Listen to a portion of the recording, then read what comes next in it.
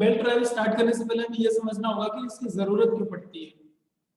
हमारे पास गियर्स हैं, friction wheels हैं और चेन ड्राइव्स हैं, फिर बेल्ट की जरूरत क्यों पड़ रही है? तो देखिए, जब पावर का ट्रांसमिशन होता है दो तरह से करते हैं।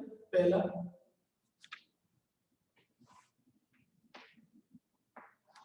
शाफ्ट ऐसे इन लाइन हो, शाफ्ट 1, शाफ्ट 2, ठीक। जब दोनों शाफ्ट इन लाइन हो, पहला केस। दूसरा केस, शाफ्ट के बीच में कुछ एंगल बन रहा हो, दूसरी शाफ्ट में थोड़ा सा एंगल बना के करता हूं, ठीक। तीसरा केस, एक शाफ्ट ये है और दूसरी शाफ्ट कुछ इस तरह से।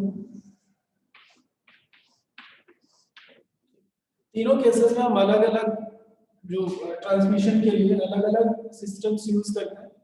अगर इस तरह से है शाफ्ट, इन लाइन शाफ्ट है, तो इन लाइन के केस में आप कपलिंग यूज कर सकते हैं, ठीक है, या हाइड्रोलिक टॉर्क कन्वर्टर यूज कर सकते हैं। लेकिन अगर हम बात करें जब दोनों शाफ्ट के बीच में कुछ एंगल हो, से एंगल थीटा, एक शाफ्ट ऐसे है, दूसरी शाफ्ट इस तरह से है, तो जब एंगल होता है शाफ्ट के बीच में तो हम वोल्डम्स कपलिंग तो खैर ऐसे केस में यूज करेंगे।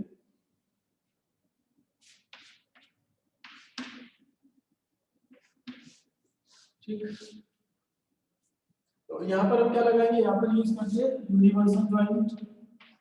जब शाफ्ट के बीच में एंगल हो, वोल्डम्स कपलिंग जब शाफ्ट के बीच में थोड़ा गैप हो, लेकिन शाफ्ट कैसी हो, पैरेलल, और गैप कितना, बहुत ज्यादा गैप नहीं, मुश्किल से 5 सेंटीमीटर 6 सेंटीमीटर या मैक्सिमम 10 सेंटीमीटर तक का गैप कंसीडर कर सकते हैं। क्योंकि बहुत ज्यादा जब हम गैप कर देते हैं शाफ्ट के बीच में और पावर ट्रांसमिशन कराते हैं, तो डम्स कपलिंग में आपको ध्यान हो टोटल 3 डिस्क होती है ना, तो उसी हिसाब से फिर डिस्क को डिजाइन करना पड़ेगा ताकि हाई टॉर्क पे वो डिस्क फेल ना हो जाए। तो इसलिए बहुत ज्यादा डिस्टेंस यहाँ पे कंसीडर नहीं करते ओल्डम्स के केस में। यूनिवर्सल कपलिंग जो आपको बताया था ट्रक के नीचे पावर ट्रांसमिशन के लिए, from engine to the rear wheel. Trucks में क्या करते हैं हम, जब रियर व्हील ड्राइव का कोई भी केस हो, उस केस में हम क्या यूज करते हैं, यूनिवर्सल कपलिंग यूज कर लेते हैं। यहाँ पे coupling simple mechanical coupling use कर लीजिए या हाइड्रोलिक टॉर्क कन्वर्टर यूज कर लीजिए, कोई दिक्कत नहीं है। तो ये 3 केसेस क्लियर है सबको। पहला केस जब दोनों शाफ्ट इन लाइन हो, दोनों शाफ्ट कैसे हो, इन लाइन, तो इस केस में हम यूज करते हैं सिंपल मैकेनिकल कपलिंग यूज कर लेंगे, या मैकेनिकल कपलिंग के साथ या दूसरा उसका ऑप्शन हो सकता है हाइड्रोलिक टॉर्क कन्वर्टर। अगर दोनों शाफ्ट के बीच में एंगल है, एक शाफ्ट इस तरह से दूसरी शाफ्ट इस तरह से हो, तो ऐसे केस में यूनिवर्सल कपलिंग यूज करेंगे। अगर दोनों शाफ्ट के बीच में गैप कम हो, ठीक, और शाफ्ट एक दूसरे से ओवरलैप, मतलब ओवरलैपिंग का ये मतलब है कि पहली शाफ्ट की आ रही हो, दूसरी शाफ्ट उसके साथ यहाँ पे। अगर ओवरलैपिंग का केस नहीं है तो हम ओल्डम्स कपलिंग यूज करेंगे। बट इन केस शाफ्ट के बीच में, लेंथ के बीच में ओवरलैपिंग हो रही हो, तो हम गियर यूज कर सकते हैं यहाँ पे, गियर यूज कर सकते हैं, है ना। लेकिन गियर के साथ लिमिटेशन क्या है, एफिशिएंसी तो बहुत अच्छी होती है, लेकिन गियर्स के साथ प्रॉब्लम क्या है कि बहुत ज्यादा डिस्टेंस तक कंटिन्यूसली वो गियर ट्रेन नहीं लगा सकते। कितना गियर लगाएंगे भाई, अगर मान लीजिए 2 मीटर का डिस्टेंस हो, या बोर्ड पे अगर देख ले actual distance from shaft number 1 और एक शाफ्ट यहाँ पर हो, तो इतने डिस्टेंस में अगर हमें गियर्स लगाने हो तो बहुत ज्यादा अरेंजमेंट करना पड़ेगा गियर के लिए, तो गियर भी सुटेबल नहीं होगा लॉन्ग डिस्टेंसेस के लिए। शॉर्ट डिस्टेंस गियर का यूज चलो ठीक है, आराम से कर लेंगे। एक चीज और ध्यान हो, मैं बार बार बोल रहा हूँ, फ्रिक्शन व्हील, तो आप मेले में गए होंगे झूला झूलने, कभी सब बड़ा वाला होता है ना उसमें, तो उसको कैसे चलाते हैं झूले को, एक झूले के साथ ही साथ एक रिंग लगी होती है बड़ी सी, ठीक। उस रिंग के साथ, इसको मैं इरेज कर देता हूँ, तीनों केसेस इन लाइन और एंगल वाले।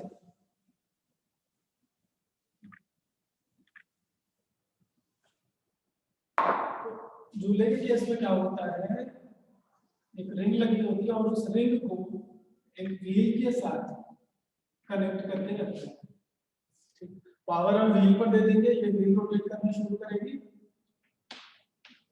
तो जो वो बड़ा सा झूला है वो भी ऐसे घूमना स्टार्ट कर देगा, ठीक है। तो यहाँ पर केस आता है फ्रिक्शन व्हील का, वहां हम गियर यूज नहीं कर सकते, ठीक, क्योंकि उसी के हिसाब से फिर गियर डिजाइन करना होगा, और बहुत बड़ा झूला, बहुत ज्यादा टॉर्क की जरूरत पड़ती है, ठीक। तो गियर जो यूज कर रहे हैं उसके टीथ का स्ट्रेंथ भी बहुत ज्यादा हाई होना चाहिए। तो यहाँ क्या यूज करते हैं, नॉर्मली जो हमने देखा हुआ उसमें क्या होता है, स्कूटर का पहिया होता है, ये छोटा सा जो व्हील है ना, रबर का या स्कूटर का व्हील यूज कर लेते हैं, मटेरियल इसका रबर रहता है,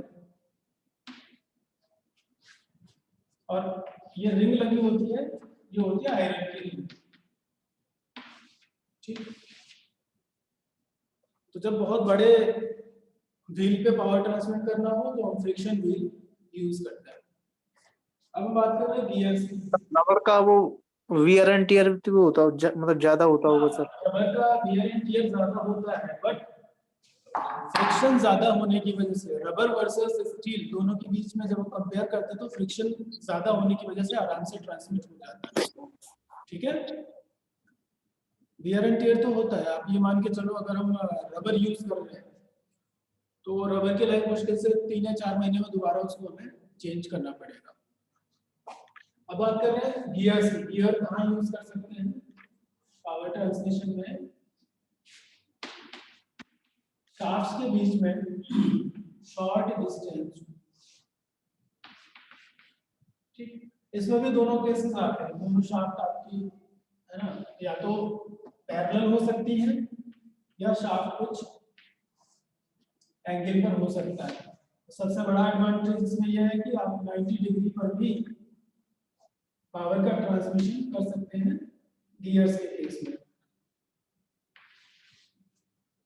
एक एक एग्जांपल लेके चलते हैं। शाफ्ट 1 से शाफ्ट 2 तक, ऊपर वाले को हमेशा इसको शाफ्ट 1 मान के चलना, नीचे वाले को शाफ्ट 2, इस तरह से हम इसमें गियर लगा देते हैं। तो इसका मोशन, शाफ्ट 1 का मोशन शाफ्ट 2 के मोशन या शाफ्ट 1 का पावर शाफ्ट 2 के पावर तक ट्रांसमिट किया जा सकता है in case of gears. Case क्या है, दोनों शाफ्ट पैरेलल है, आप इस पर गियर यूज कर लीजिए, आप हेलिकल गियर यूज कर सकते हैं। अब हम बात करते हैं अगर थोड़ा सा भी एंगल है, तो किसी एंगल पर अगर हमें पावर ट्रांसमिट करना हो तो हम बीवेल गियर्स यूज करते हैं। बीवेल गियर्स कुछ इस तरह से होते हैं,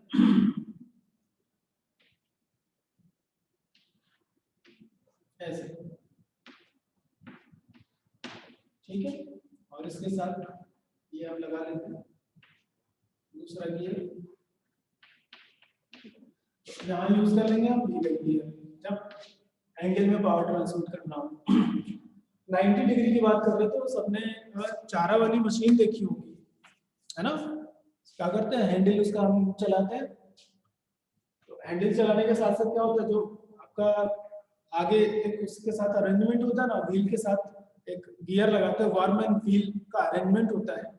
तो वर्म एंड व्हील के केस में पावर ट्रांसमिशन हो सकता है 90 डिग्री में, और अगर मोर देन 90 पर हमें जाना भी है, more than 90 degree power transmission, मतलब समझ रहे हैं कैसे होगा। अभी ज्यादा गियर्स में वो नहीं रहना है कि बेल्ट करना है, फिलहाल ध्यान से लो। पहला शाफ्ट, जो पहली शाफ्ट है वो इस तरह से, और इस पर ये गियर लग जाता है यहाँ पे बीवेल गियर, दूसरी शाफ्ट इस तरह से,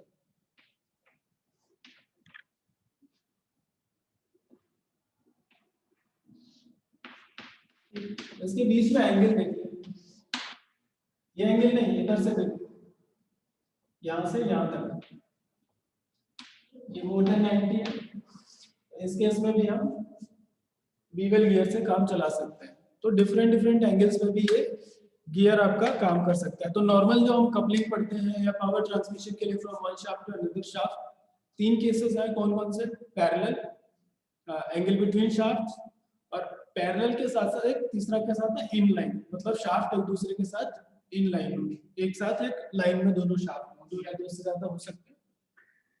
इन सबके केस में कपलिंग्स, यूनिवर्सल कपलिंग, ओल्डम्स कपलिंग और गियर का ट्रांसमिशन दे सकते हैं। लेकिन इन तीनों केसेस में कपलिंग, आपका यूनिवर्सल कपलिंग या गियर्स, इन तीनों केसेस में एक छोटा सा लिमिटेशन है कि बहुत ज्यादा डिस्टेंस तक हम पावर ट्रांसमिट नहीं कर सकते। टू सॉल्व दिस प्रॉब्लम अब हम बात करते हैं बेल्ट की। तो यहाँ पे जब लॉन्ग डिस्टेंस है दोनों के बीच में, दोनों शाफ्ट के बीच में डिस्टेंस ज्यादा है, तब हम सपोज यहाँ पे एक पुली लगा देते हैं, एक पुली इधर, दूसरी पुली यहाँ पर लगा दें।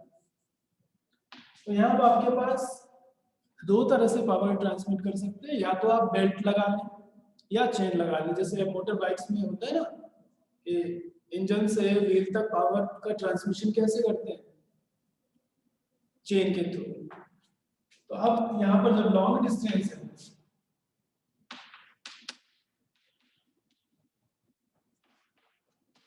उस केस में क्या कर रहे हैं आप? या तो चेन ड्राइव यूज कर रहे हैं, ये दिख रहा है यहाँ, ठीक है, या तो चेन ड्राइव यूज कर लें या बेल्ट ड्राइव यूज कर लेते हैं, ठीक। अब एप्लीकेशन पे भी चले जाते हैं। इसका एप्लीकेशन, चेन ड्राइव्स कहाँ यूज करेंगे, बेल्ट ड्राइव्स कहाँ यूज करेंगे? तो चेन ड्राइव्स ऐसी जगहों पर जहां पावर का ट्रांसमिशन या टॉर्क का ट्रांसमिशन बहुत ज्यादा हाई लो करके होता है, तो हम चेन यूज करते हैं। जैसे अगर हम बाइक्स की बात करें, जब आप स्टार्ट करते हैं, स्टार्टिंग में बहुत ज्यादा टॉर्क की जरूरत पड़ती है, वहां पे अगर हम बेल्ट यूज कर लें, अभी इसी में एक केस और आएगा, ध्यान से सुनते रहना जो बता रहा हूँ, ठीक है, वरना कॉन्सेप्ट थोड़ा सा हिल सकता है। अब ध्यान से सुनना जो बोल रहा हूँ। बाइक के केस में जब फर्स्ट गियर करके बाइक को हम आगे की साइड में बढ़ाते हैं, तो क्या होता है? बहुत ज्यादा टॉर्क की जरूरत पड़ती है, ठीक।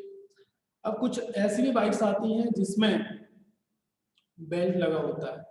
अगर हम बात करें स्कूटी की या हाई एंड बाइक, देखो स्कूटी में आपको बेल्ट ड्राइव मिल जाएगा, लेकिन जो रेसिंग बाइक्स होती हैं, रेसिंग बाइक्स में भी बेल्ट ड्राइव ही होती है, चेन ड्राइव नहीं होती, ठीक। तो क्या है? Belt is loop strip of flexible material used to mechanically link two और more rotating shaft. They can be used as source of motion. Source of motion तो खैर नहीं कर सकते, यहाँ पे सोर्स ऑफ मोशन की जगह बोल देना to transmit motion from one shaft to another shaft, efficiently transmit power और टू ट्रैक रिलेटेड मूवमेंट।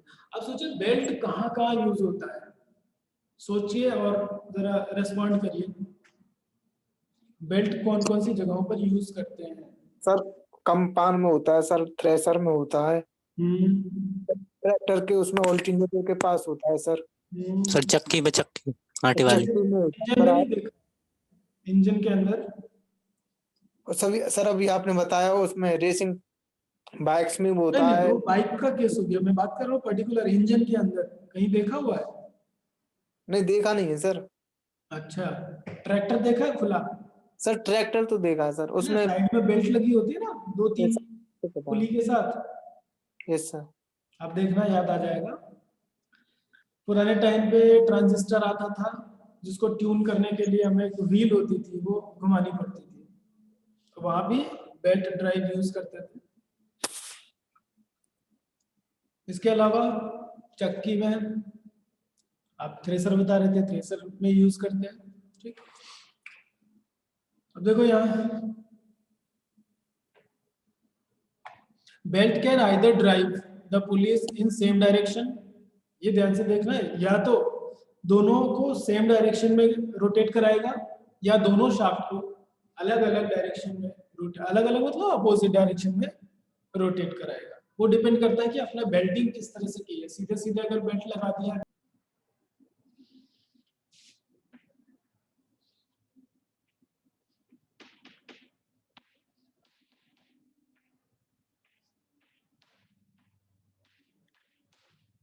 दो पुली है, इनके बीच में अगर बेल्ट अपने कुछ ऐसे लगाया है,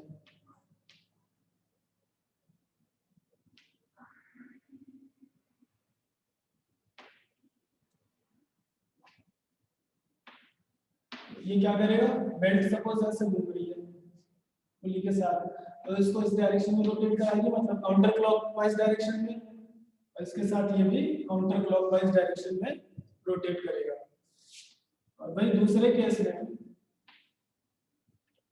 अगर हमने बेल्ट को ऐसे इसको इस तरह से लगा दिया,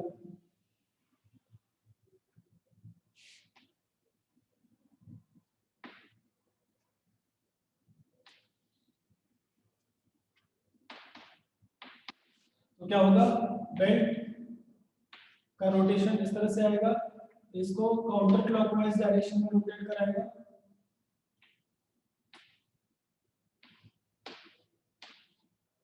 और इधर वाले को क्लॉकवाइज डायरेक्शन। दो पुली होती हैं, जहां पे जिस पुली से आपको पावर ट्रांसमिट करना है उसको बोलते हैं ड्राइवर पुली। क्या बोलते हैं, ड्राइवर पुली। और जिस शाफ्ट तक या जिस पुली तक आप पावर ट्रांसमिट कर रहे हैं वो होता है ड्रिवन। इसको अच्छे से समझने के लिए सपोज एक इलेक्ट्रिक मोटर है, इस मोटर पर हमने पुली लगाई हुई है और एक दूसरे शाफ्ट तक हमें पावर ट्रांसमिट करनी है। ठीक, यहाँ पर बेल्ट लगा लिया, विजिबल नहीं है क्या? विजिबल है सर, विजिबल है, दिख रहा है। ठीक है। अब जो मोटर के साथ, भाई मोटर ही तो है जो पावर जनरेट कर रहा है, तो ये पुली हो जाएगी आपकी ड्राइवर और ये ड्रिवन, जो कि पावर ट्रांसमिट, जिस पुली से पावर ट्रांसमिट कर रहा है वो हो जाएगी ड्राइवर, और जिस पुली तक पावर ट्रांसमिट हो रही है वो हो जाएगी ड्रिवन। ठीक है। अब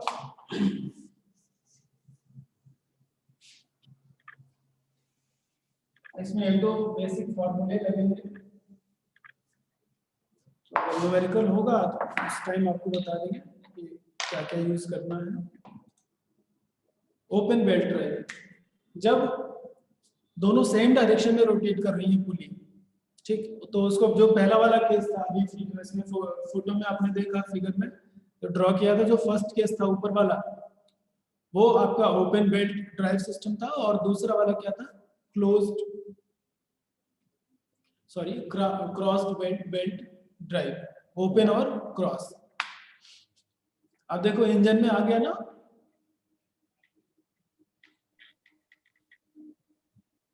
एक दो तीन पुली ड्राइव की जा रही है, ये ओपन का केस है।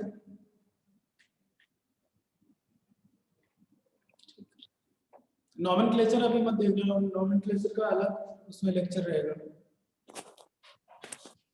दूसरा क्रॉस बेल्ट, ये क्रॉस बेल्ट का सिस्टम जिसमें दोनों शाफ्ट अपोजिट डायरेक्शन में रोटेट करती है।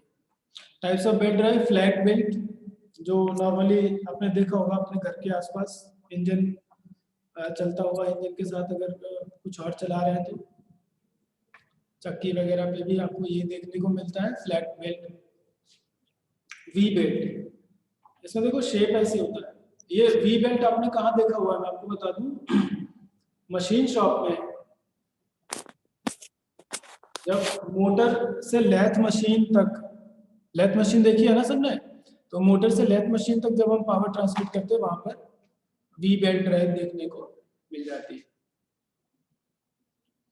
Timing belt, timing belt mostly cam में यूज करते हैं, या उसमें कैम के केस में आपका चेन भी यूज होता है, लेकिन फोर व्हीलर्स में मोस्टली आपको ये टाइमिंग बेल्ट ही देखने को मिलेगी। टू व्हीलर्स में जब आप टू व्हीलर मतलब बाइक वगैरह जब ओपन कराते हैं ना तो टाइमिंग चेन होती है, वहां पे बेल्ट यूज नहीं करते क्योंकि डिस्टेंस कम है और आराम से बेल्ट यूज करेंगे तो थोड़ा बहुत गड़बड़ हुआ तो जाओ वहाँ पे बेल्ट निकाल के दोबारा बेल्ट सही करो।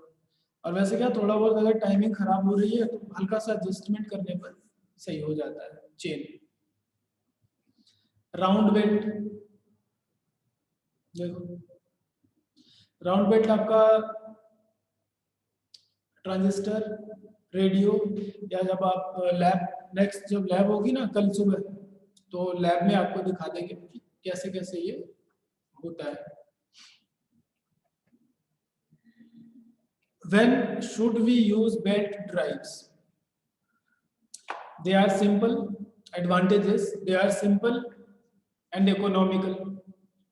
भाई एक बेल्ट कितने में 300-400 की आ जाएगी, लेकिन भाई अगर आप गियर ड्राइव यूज कर रहे हैं तो 1 मीटर के डिस्टेंस में पता चला या तो बहुत ज्यादा डिस्टेंस वो कवर करेगा गियर यूज कर रहे हैं तो, और कॉस्ट भी ज्यादा आता है, इवन मेंटेनेंस कॉस्ट भी ज्यादा होता है गियर्स का। Parallel shafts are not required. Overload and jam protection are provided. Gear में क्या होता है, पता चला गियर ही जाम हो गया या टॉर्क ज्यादा ट्रांसमिट करा दिया तो कोई एक टीथ उसका ब्रेक हो गया, फिर पता चला पूरी पुली या पूरा जो गियर है उसको आपको चेंज करना पड़ेगा। नॉइज, गियर के केस में बहुत नॉइज होती है। Noise and vibrations are damped out. Machinery life is prolong because long fluctuation are cushioned. क्या होता है जब अचानक से बहुत ज्यादा प्रेशर होता है, बेल्ट क्या होता है थोड़ी फ्लेक्सिबल होती है, तो फ्लेक्सिबिलिटी की वजह से इंजन से जो व्हील है या ड्रिवन से ड्राइवर तक वो शॉक पहुंचते पहुंचते काफी कम हो जाता है। They are lubrication free. Belts में कभी लुब्रिकेशन आपको देखने को नहीं मिलता है। अब आप कहोगे देखा हुआ है ना, तो क्या लगाते हैं उसमें जब बेल्ट उतरने लग जाती है चलते चलते, चारा मशीन का ही देख लो, तो क्या लगाते हैं, कोई आंसर करेगा? सर बेरोजा। हैं? बेरोजा सर, बेरोजा बोलते हैं उसको। मोद किसका बनता है सर? वो चिपकना चिपकना सा होता है। गुड़ टाइप का होता है ना? क्या सर? गुड़ टाइप का होता है, गुड़ जैसा। Yes sir, yes sir. हाँ, वो यूज कर लेते हैं। ग्रू भी लगाते हैं सर उसमें। हाँ, they are highly efficient from 90 to 98%। और थोड़ा बहुत मिसअलाइनमेंट हो तो चलो काम चल जाता है। जब पंप आता है ना आपका पानी वाला पंप, तो इंजन से जब पानी वाले पंप में पुली लगाते हैं तो पंप में देखना ऐसे एक नहीं तीन पुली या 2 पुली एक साथ लगाई जाती है मिसअलाइनमेंट को कंपनसेट करने के लिए। They are very economical. भाई जब कॉस्ट कम हो रही है तो इकोनॉमिकल होगा ही। डिसएडवांटेज क्या देखो, angular velocity ratio is not necessarily constant or equal to ratio of pulley diameter because of slip of belt। अब जब पावर ट्रांसमिट कर रहे हैं तो थोड़ा बहुत है ना बेल्ट तो खींचेगी और पॉसिबल है थोड़ी बहुत स्लिप। देखो बेल्ट के केस में स्लिप हमेशा थोड़ा बहुत 1%, 2% से 5% तक का स्लिप आपको देखने को मिल सकता है। हीट बिल्डअप क्योंकि लगातार वो क्या है लोअर पेयर बनाता है ना, बेल्ट और पुली लोअर पेयर बनाते हैं, तो लोअर पेयर में सरफेस कांटेक्ट होता है और जितना ज्यादा सरफेस एरिया होगा इन केस में पावर ट्रांसमिशन या लोड ट्रांसमिशन उस केस में उतनी ज्यादा हीट जनरेट होता है। इसको कुछ वैल्यू लिखी हुई है।